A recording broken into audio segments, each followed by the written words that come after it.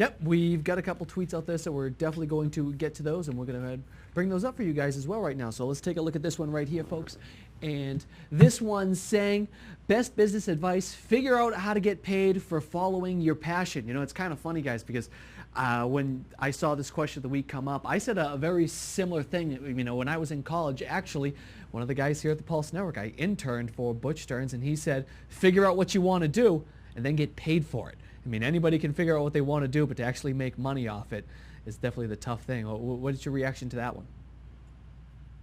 Well, in my case, I love it because, you know, I think that it's one of those things that when you read it, when you're not in that position, you like get really mad. You're like, that's a stupid advice. But once you ever like get to that spot where it happens, you're suddenly like, wow, you totally can do that. And, you know, I do what I'm passionate to do, and I make my money being passionate. And so I just think that there's a lot of opportunity there. And so in thinking that through, I guess there's just a real big opportunity to do more when you're passionate than when you're just sort of phoning it in. Sometimes you got to do the job to pay the bills to get the kids some food, but I'm down. What else Chris made a great point about, you know, it's a little different when you're already there and you're doing something that you love. That passion becomes a filter for projects that you choose as side freelance work like Kirby was talking about. But then, just as Chris just mentioned too, sometimes you travel down that road and the passion doesn't fill the bank account as much as you'd like, and you've got to go back to actually doing a job. So it's an interesting balance of two. I mean, obviously, we'd all love to just do what we want and get paid for it. Kirby, you have anything for that one?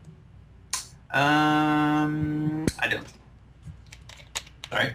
Fair enough.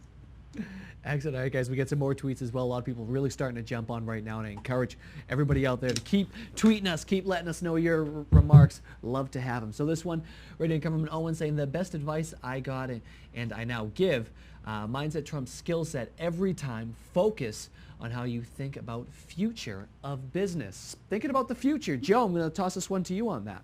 The word mindset came out. I happened to be reading a book called Mindset that one of our members, Ryan Shade, inside KTC, recommended.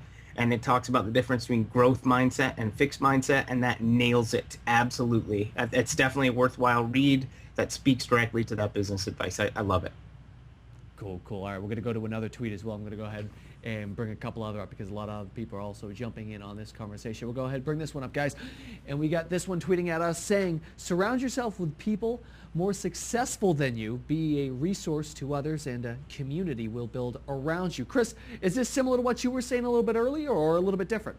You know, it's in the same neighborhood. It's the same family. It could be a cousin. I would say that the opportunity there is, you know, Joe, we have to do words. I just realized that we haven't done words in several episodes. You know, I think there we have it. I think that, you know, yes. I mean, if you can be we called it in trust agents, be at the elbow of every deal. Be the person who's kind of in the middle of a lot of opportunity and help other people. Never ask for anything yourself because it just keeps accruing.